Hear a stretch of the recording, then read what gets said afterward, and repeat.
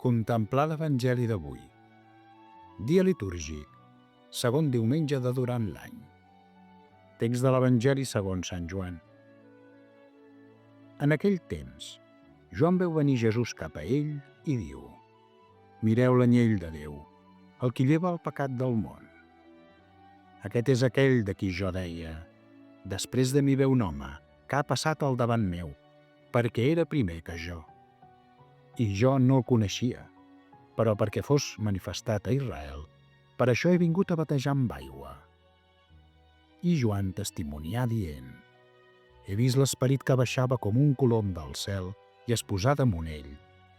I jo no el coneixia, però el qui m'envià a batejar amb aigua, ell em digué: aquell damunt el qual veuràs que l'Esperit baixa i es posa, aquest és el qui bateja en l'Esperit Sant. I jo he vist i he testimoniat que aquest és el Fill de Déu». Comentari: mossèn Joaquim Fortuny i Vizcarro, Cunit. Mireu l'anyell de Déu, el qui lleva el pecat del món. Avui hem sentit Joan que, en veure Jesús, diu: «Mireu l'anyell de Déu, el qui lleva el pecat del món».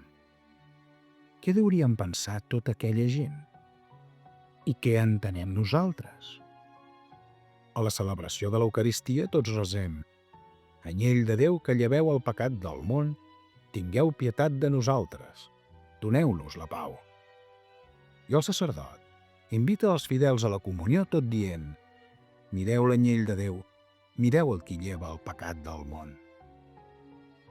No dubtem que quan Joan digué «mireu l'anyell de Déu», tots van entendre què volia dir, ja que l'anyell és una metàfora de caràcter messiànic que havien emprat els profetes, principalment Isaïes, i que era ben coneguda de tots els bons israelites. D'altra banda, l'anyell és l'animalet que els israelites sacrifiquen per rememorar la Pasqua, l'alliberament de l'esclavitud d'Egipte. El sopar pasqual consisteix a menjar un anyell. I encara els apòstols i els pares de l'Església diuen que l'anyell és signe de puresa, simplicitat, bondat, mansuetud, innocència. I Crist és la puresa, la simplicitat, la bondat, la mansuetud, la innocència. Sant Pere dirà: «Sabeu que heu estat alliberats amb la sang preciosa de Crist, anyell sense tara ni defecte». I Sant Joan, a l'Apocalipsi, empra fins a 30 vegades el terme anyell per a designar Jesucrist. Crist és l'anyell que lleva el pecat del món, que ha estat immolat per donar-nos la gràcia. Lluitem per viure sempre en gràcia. Lluitem contra el pecat. Avorrim-lo.